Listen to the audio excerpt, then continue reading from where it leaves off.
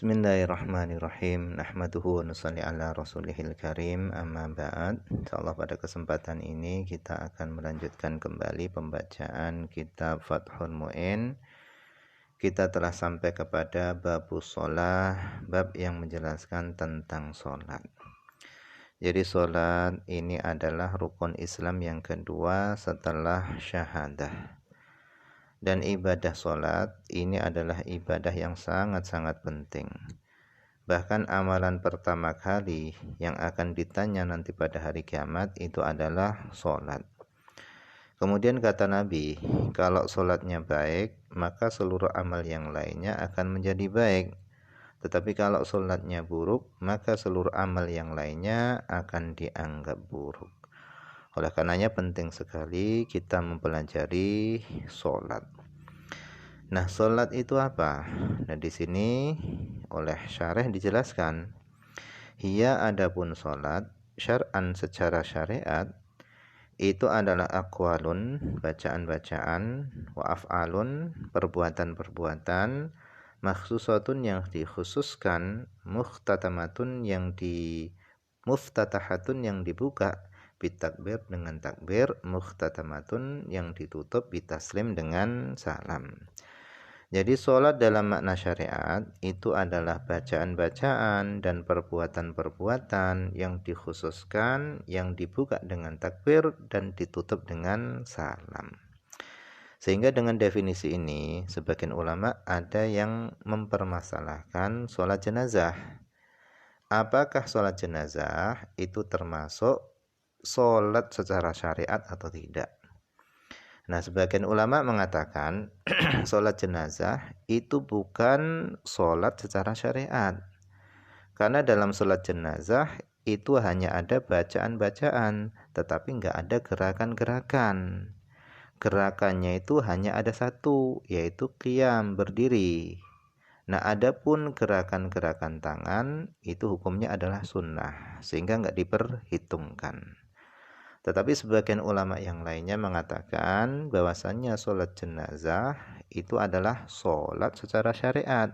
Ada bacaan-bacaannya dan ada gerakan-gerakannya, yaitu berdiri berulang kali yang dipisah dengan takbir. Alhasil ada khilaf di dalam menetapkan sholat jenazah. Apakah sholat jenazah itu masuk dalam definisi sholat secara syariat atau tidak? Di sini ada khilaf. Kemudian wasumiyat dan dinamai bacaan-bacaan dan gerakan-gerakan tadi dinamai bidzalika dengan sholat lishtimaliha karena mencakupnya gerakan-gerakan tadi dan bacaan-bacaan tadi mencakup ala sholati atas sholat lughatan secara bahasa. Jadi kenapa bacaan-bacaan dan perbuatan-perbuatan tadi dinamai sholat? Alasannya lishtimaliha karena mencakupnya perbuatan-perbuatan dan bacaan-bacaan tadi mencakup atas sholat lughatan secara bahasa. Wahia adapun sholat secara bahasa maknanya adalah ad-du'a'u doa. Jadi sholat dalam makna bahasa itu maknanya adalah doa. Karena di dalam sholat itu banyak doa, termasuk surah Fatihah itu adalah doa dan banyak sekali doa-doa yang dibaca di dalam sholat.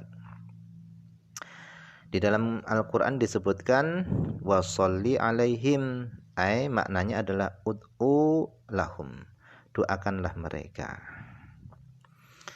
Jadi intinya sholat secara bahasa maknanya adalah ad-du'a, doa. Kemudian wal mafrudatul ainiyatu khamsun, adapun sholat-sholat yang difardukan secara ain itu khamsun, itu ada 5. Fi kulli yaumin pada setiap hari, walailatin dan pada setiap malam. Nah, sholat yang 5 waktu tadi itu maklumatun, itu telah diketahui minaddin daripada agama, biddarurah secara pasti. Jadi yang dimaksud dengan maklumatun minaddin biddarurah itu adalah pengetahuan yang didapatkan tanpa butuh berpikir. Jadi pengetahuan tentang wajibnya sholat 5 waktu itu seluruh kaum muslimin sudah tahu, baik yang awam maupun yang alim. Nah, karena kewajiban sholat 5 waktu ini termasuk maklumatun minatin bidarurah, maka fayakfuru, maka menjadi kafirlah jahiduha, orang yang mengingkari sholat. Jadi orang yang mengingkari sholat maka hukumnya adalah kafir. Walam tajtami, dan tidak berkumpul hadhil khamsu, sholat 5 waktu ini tidak berkumpul li ghairi nabiyina Muhammadin, bagi selain nabi kita Nabi Muhammad sallallahu alaihi wasallam. Nah, di bawah ini ada nomor 1 kita baca, bal kanat mutafarriqatan, akan tetapi sholat 5 waktu tadi itu terpecah, artinya tersebar fil anbiya, pada para nabi-nabi. Fasubhu, adapun sholat subuh itu sholatu Adam, sholatnya Nabi Adam. Wa zuhru, adapun sholat zuhur itu sholatu Dawud, sholatnya Nabi Dawud. Wal asru, dan adapun sholat asar itu sholatu Sulaiman, sholatnya Nabi Sulaiman. Wal maghrib, dan adapun maghrib itu sholatu Yakub, sholatnya Nabi Yakub. Wal isya, dan adapun isya itu sholatnya Nabi Yunus. Nah, sholat 5 waktu ini hanya terkumpul pada Nabi Muhammad sallallahu alaihi wasallam.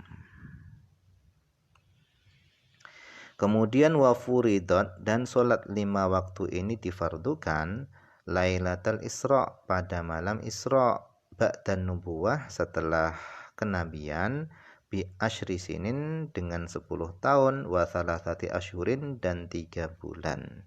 Jadi setelah 10 tahun lewat 3 bulan dari Nabi diangkat menjadi Nabi, maka setelah itu baru ada perintah sholat 5 waktu. Lailata sab'in wa ishrina min rojabin. Nah, malam Isra itu kapan? Malam Isra itu adalah lailata sab'in wa ishrina min rojab, malam 27 Rojab. Kemudian walam tajib, dan tidak wajib subhu yaumitil kalailah, subuh hari malam itu. Subuh hari malam itu tidak wajib. Kenapa? Li adamil ilmi bi kaifiyatiha, karena tidak adanya pengetahuan bi kaifiyatiha, dengan tata caranya sholat.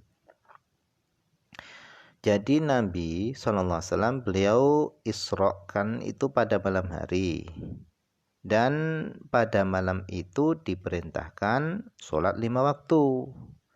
Kemudian Nabi kembali sebelum subuh. Nah, sholat subuh pada hari itu belum diwajibkan. Kenapa belum diwajibkan? Karena tata cara pelaksanaan sholat itu belum diketahui, li adamin ilmi bi kaifiyatiha.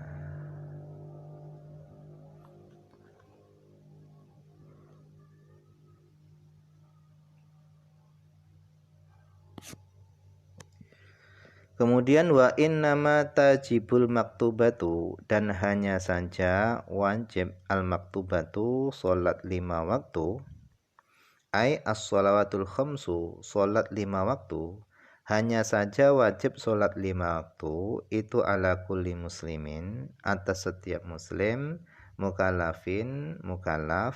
Yang dimaksud dengan mukallaf adalah balighin, balik, akilin, dan berakal, balik dan berakal, zakarin, laki-laki, au ghairihi, atau selain laki-laki. Maksudnya adalah perempuan, tohirin, laki suci.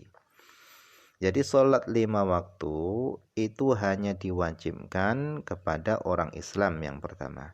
Kemudian kepada mukallaf. Mukallaf ini balik dan berakal. Kemudian diwajibkan juga kepada laki-laki dan perempuan dan suci. Fala tajibu, maka tidak wajib sholat 5 waktu tadi ala kafirin asliyin, atas kafir asli. Jadi sholat 5 waktu itu enggak wajib atas kafir asli. Wasobiyin, dan sobi anak kecil karena belum taklif, belum mukallaf, wa majnunin dan tidak wajib atas orang yang gila karena bukan mukallaf, wa mughma alaihi dan orang yang ayan, wa sakrona dan orang yang mabuk, bila ta'adin dengan tanpa sengaja. Tapi kalau mabuknya kemudian mughma alaihnya kemudian majnunnya tadi itu sengaja, maka wajib mengqadai sholatnya. Nah, kenapa tidak wajib? Li adami taklifihim, karena tidak taklifnya mereka, sobi, majnun, mughma alaihi dan sakron. Wala ala haidin, dan sholat 5 waktu nggak wajib atas orang yang haid. Wa nufasa, orang yang nifas. Kenapa? Li adami sihhatiha, karena tidak sahnya sholat minhuma dari keduanya, orang nifas dan haid. Wala qada alaihim, dan tidak ada qada alaihim atas mereka. Bal tajibu, akan tetapi sholat 5 waktu itu wajib ala murtadin atas murtad, wa muta'adin dan orang yang sengaja, bisukrin dengan mabuk. Jadi orang yang sengaja mabuk kemudian sengaja gila, maka ketika dia sudah sadar maka dia wajib mengqadai sholatnya pada masa mabuk yang sengaja dan gila dengan sengaja.